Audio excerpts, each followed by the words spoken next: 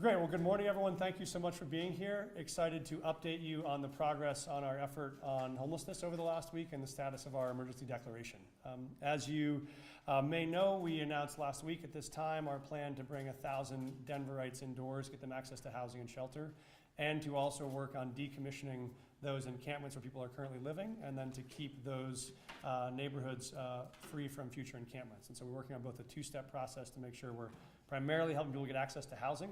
We know the reason why the previous challenges have not been solved is because we cannot move people off of one block if they have no place to go. They end up just on the next block. And so we believe that by actually matching people with housing units that offer dignity and stability, we can get them out of places where they're unsheltered and into housing. That also allows us to get back those public spaces that can be open for everybody to use. So that is our continued priority. A couple of things you will have seen over the last week. You may have seen the new point in time count, which came out to show what our current crisis is. We saw about an 8% increase in our unsheltered and homeless count, so that is continuing to grow up. Not as much as the nearly 33% increase we saw the year before, and so crisis continues and is expanding. It's one of the reasons why we think there's a real reason for action. Yesterday we launched the Emergency Operations Center. It is open and functioning right now in the city. We have more than 50 city employees who have been activated to work down there. I was down there yesterday. Very productive conversations happening across all agencies and departments to figure out how we can take on these challenges in a coordinated way. And they'll be working directly on how to put together the plan that we need to bring folks into housing. We are looking at housing among 4 different categories of housing that we're targeting. The first is what we think of as existing units. Those would be rental units that are available somewhere in the city where we'll partner with current landlords to be able to acquire those units and be able to immediately house people into those units with leases. Those will also come with wraparound services, so those people would have a case manager who provides support to what might be people in what we would call scattered site housing. Might be 1 or 2 units here, 1 or 2 units there. So that is category 1. The second category is we'll look at hotel conversions, places where there are hotels that we can either use or acquire that could be used for housing locations. Those offer real benefits in multiple ways. One is some of them will have kitchenettes included. That means you have a complete micro unit. You have a locked door, you have a bathroom, you have a shower, you have a kitchen, you have a bed, you have all the things you need for it to be a sustainable micro unit. Some of them might not have kitchenettes, but do have bath, shower, bed, storage, all the rest, and you can have access to shared kitchen sites. So that's a second category. Those might require some retrofitting, some updating, some preparing. The third category would be what we've described as micro communities, which could be tiny home villages or could be safe outdoor spaces. Those are sites that are often vacant land now on which we could partner to be able to put those sites up. We are doing a neighborhood tour. We'll be in all 11 council districts over the course of the next 45 days. We start tonight with Councilman Watson in District 9 to be able to have conversations with neighbors about all those options and answer those questions. And the fourth category would be potentially larger commercial buildings that could be retrofitted to be used for either what we call non-congregate shelter, which is you have your own individualized room, or some congregate shelter, or a combination. Those could be anything from old unused elementary schools, could be old churches, could be commercial warehouses, places where we think we can have some combination of capacity for either individualized housing or for some congregate housing. And so those are the categories. We're looking at all of the above strategy and hoping to bring as much capacity as we can online, because the more capacity we have, the more folks we can get off of the streets and into housing. So that's a little bit of the overview. Let me say a couple other things, questions that may have come up on conversations with our unhoused neighbors right now. We have been in regular conversation with them. I'll be back meeting with unhoused neighbors this afternoon, as I was last week and last night. We are doing a couple things, getting feedback on what's working right now in the current system. We're working on providing services like trash pickup. We'll have a trash pickup pilot this week to make sure that some encampments where we have excessive trash are addressed. I will tell you, sometimes I get neighbors who give me feedback on this. I'll tell you, when I was at one of these sites not long ago, I was there helping do cleanup, and what we had was an encampment that had a box of about 200 individually wrapped microwavable egg bites that some well-intended community member or nonprofit had dropped at a site. Obviously, none of the folks in those encampments have microwaves, have the capacity to utilize those, and so it looks like trash that is showing up on the street, when oftentimes it can be materials that well-intended neighbors or nonprofits have dropped and they can't use. And so we do think trash access is an important way to help people keep those sites clean. So we'll continue to focus on that. I mentioned the community engagement process on our neighborhood tours. Those will be launching.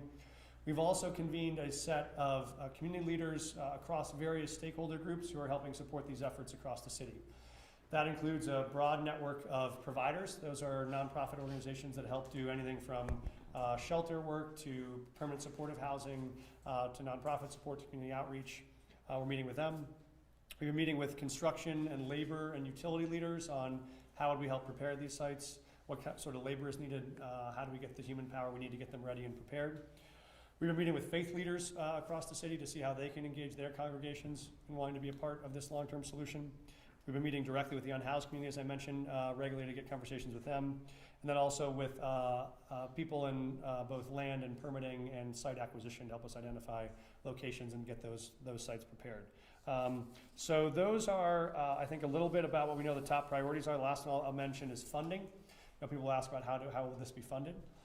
We are right now very excited. We'll be pursuing an all of the above strategy here as well. We're looking at state and federal dollars. We are looking at the current city budget aligned to our host department. And we're looking at where we might have other capacity within city dollars to allocate to these priorities. We will be submitting a number of grant applications to the state this week. That includes both some of the ARPA dollars that are left over, as well as now the Proposition 123 dollars, which we just opted into this week. And so we're excited to be an early and aggressive applicant for those. So that's a little bit about the overview of how the last week has gone, where we're at work now, what we anticipate being the process going forward. And I will stop there and delighted to take any questions or thoughts that you may have. Mayor, any idea on how much this plan is going to cost? So the answer is it varies significantly based on what the combination of units are. So as we go out to search for units around the city, if you were doing all leases, those come in at a certain price point. If you were buying all hotels, those come in at a certain price point. If you were doing tiny homes or safe outdoor spaces, those all come in at various price points. So we have to move all these conversations at the same time. We're both talking to communities about potential sites. We're talking to public and private landowners about potential sites, and we're negotiating acquisition. And then we got to figure out what combination of those units at what price point that we can deliver, linked to how much we get in state or federal support. So what we're doing is building multiple budgets with multiple options, depending on what the total allocated state or federal dollars are that we can match with our own dollars. No ballpark figure? I think not yet. We will have more to know. I think, I had laid out in the campaign, we talked about this, that there's somewhere in the range of, $40 million of capital costs that would be needed to acquire and develop these. There is some range of that available through state and federal dollars. The ongoing service provision is an additional cost that we would need to pick up at the city level. We'd like to do an even more aggressive amount of acquisition of new units than we might have initially hoped, and so the more units we acquire, the more budget it would require, depending on the price point. But we are modeling multiple scenarios with our finance team. Mayor, you talk about decommissioning sites. Yes. Is decommission a fancy word for a sweep? And how does your policy differ than former Mayor Michael Hancock? Yeah, it's very different. And the reason why it's very different is I think the old camping ban enforcement was people are living on a block and you want them not to be living there, and so you force them to move all their stuff and move off that block. When you are not offering those folks someplace to go in the form of housing, all they can do is take their stuff and move to the next block. The difference here is we are waiting for us to bring housing units on. When housing units are available, then we would come to people in an encampment and say, we now have housing units to move you to. Let us help you move to those units. Let us help you, any stuff that can't fit in your unit, we have storage. Let us help you get moved. Let us help you prioritize the cleanup at this site. And once we move all the people in that encampment to housing units, there's no longer a need for that encampment because those folks have housing. So I think that's the fundamental difference, is linking people to housing units. And that's why the gating factor on how many people we can get off the streets is how many units we can acquire to get them into. So that's why we're being as aggressive as possible on the units. So that allows us to get more and more people out of encampments than units. And I know you were asked this last week, but then you have that scenario and someone says, I'm not interested in that place, I'm going to stay right here. What happens to them? Yeah, our evidence both in Denver and around the country has been that and even hand survey, talking to unhoused neighbors, the number of people who are currently unhoused who have said they will take those units is close to 90%. And so we think there is a huge, we won't have enough capacity to serve 90% of the population right now. Hopefully this number would be somewhere like 30, 40, 50%, depending on how it works out. And so we know there's more demand for these units than we'll have current units. The more units we can provide, the more people we will move. When we get a full 90% housed, and we're down to the last 10% who won't, then I think we have separate strategies of intervention for those 10%. What we find is generally those are people with our most acute mental health needs or our most acute addiction-based needs, and they often require a different set of interventions. We are working with partners, including Denver Health and Mental Health Center of Denver and others around those strategies, but our real focus is on the 90% or so that we know will take those units if we give them to them, if we make them available. Mayor, can you speak about law enforcement and its role, and also the street enforcement teams and how they're playing out over the next week, 2 weeks? Yeah, our real priority here is obviously working with our unhoused neighbors to get them prepared to move into housing. That being said, we still do know when there are places where we have public health or safety risks, or where we have right-of-way infringements, or we have private property that's being infringed. We are continuing to clean up or intervene in those sites, and so that will continue. But our real priority is the conversations, the relationship building, the planning for moving people into housing. Where there are those sets of public health and safety or right-of-way infringements, we'll continue to engage. And with the street enforcement team specifically, there were requests to decommission that from the unhoused neighbors. Is that in the cards? We're in conversation about what we have right now is there are so many different agencies in the city that are currently involved in some sort of outreach to those teams. Some enforcement, some outreach, some food provision, some waste support. What we're trying to do is map right now what all of those services are and how we can align them and unify them so they're all coming out under one aegis rather than under 6 different agencies or departments. And then figure out who plays what role. Who is doing the relationship building and the outreach up front, who is having to do enforcement. But our goal is that enforcement no longer should be around moving people from one encampment to another encampment. It should be helping people really doing housing support to get them from encampment to actual housing or shelter. One of those two. Mayor, I want to be real clear about decommissioning or cleanups. They are still happening, but when they are predicated on certain circumstances like right-of-way obstructions, things like that. That's correct. We have not done any in this first week that I'm aware of, but we will only do them in the cases where we need to do public health and safety, right-of-way enforcement, or private property infringement. Mayor, you were mentioning wraparound services. I know it was with existing units, landlords, but would they go with the other categories of housing too? Thank you so much. So yes, all of those come with wraparound services. Okay. I just mentioned the leasing units directly because people think of that as a different setting, where if you just have one unit in my building, will this person come in with no support? That would be more of a case manager who might support 20 or 30 people in individual units. Normally on the other sites, like the hotel conversions or the tiny homes, we have that wraparound support on site. And so that's a little different structure. And on the wraparound services, do you have people that can provide them right now, or do you need to go find them? I just met with the providers the hour before this to talk about that. We do have providers in place now, but we're going to have to add significant capacity for them. So we need new people. We need folks who want to do this work to come enter it. One of my calls to the city of Denver will be if you are someone who has access to land that you think you're willing to help us use for this purpose, we're going to need access to those units and or that land. If you are someone who's either a mental health or an addiction support provider and you want to do this work, we need your help. If you're someone who's thinking of a career change and want to be called to this work, we're going to need to add capacity and providers, and we'll work hard at that over the next 3 to 5 months too. Mayor, the city council says that you and your administration need to do a better job of giving them more specifics about your plan if they're to support it. So what's your response? We were grateful that the council voted 11-1 to extend the emergency order last night, so that was a really positive step forward. I think there is broad agreement that this is an emergency and we want to focus on it. We did do 2 lengthy briefings with them this morning, one in public session and then a couple of small items in executive session. And we've committed to a process where we'll be briefing council members weekly on all of these developments, in addition to the conversations we'll be having with them in their communities. So they gave us good feedback on that, and we responded to make sure we'll get them all the information that they need. Are you planning to hold these press conferences each week? As often as you all need information, we're happy to keep coming together. I think our goal is we want to make sure there is as much transparency as the public wants about how this process is going, and so we're happy to keep having you over if you want to keep coming. We'll even bring food maybe next time. Mayor, you mentioned the non-congregate sheltering and some things would take up some larger spaces. Do you have a sense of what proportion of the units, whatever unit you're using, how much of that we need? Like, how much do you think that those large facilities will sort of take account of the overall sort of count of units?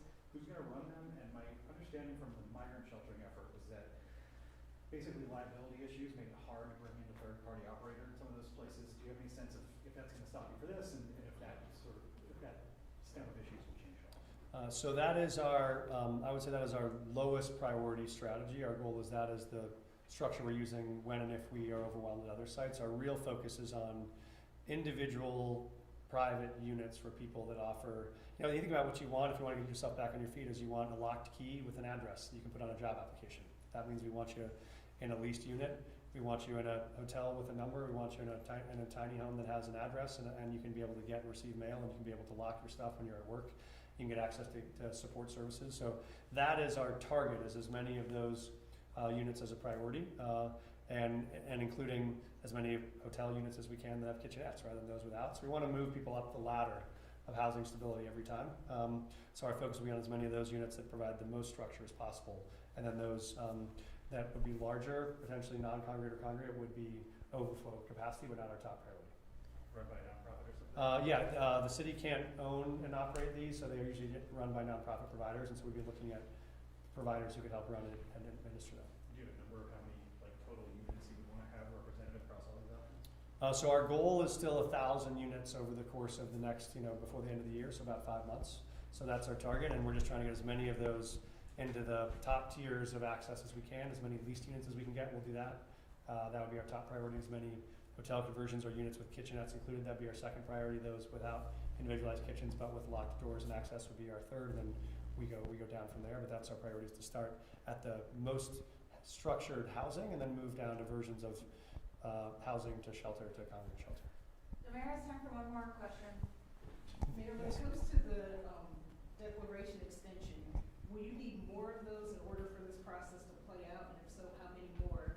What's the timeline for all of this to kind of work out? Yes, so this extension, I believe, runs through the end of August, and so we obviously will have this going through the balance of the year, and so we anticipate we will need more time. The council gave us very helpful feedback on what they want to see over the course of this next extension to be able to do that, and most of those include the details you've asked about today in terms of plans, in terms of budget, in terms of sites, in terms of providers, and so those are all things we'll be updating them along the way, but I think we will look forward to coming back to them with that, and then look at extending it for the amount of time we may need at that time. We know that often it helps even on things like contracting with the city can accelerate processes for providers or others, and so we think that it'll be a necessary tool to keep going up through moving days, so we anticipate coming back to them and asking about that. All right, well, thank you all so much for being here, so appreciate your help and look forward to seeing you the next time. Una respuesta en español. Sí, por favor. Usted anunció que va a visitar vecindarios alrededor de la ciudad. ¿Cuál es el mensaje sobre la participación de la comunidad en este proceso de combatir o resolver el problema de los homeless? Sí, queremos toda la comunidad para participar en este proceso y por esa razón que vamos a tener juntas en todos los barrios, y invito a la gente que quieren venir. Pueden hablar conmigo, pueden darme información que quieren, y también pueden enviarnos de email o de llamar de teléfono, pero vamos a estar en todos los barrios para hablar con toda la gente y queremos sus opiniones. Gracias. Okay, thank you all so much for being here. Have a great day.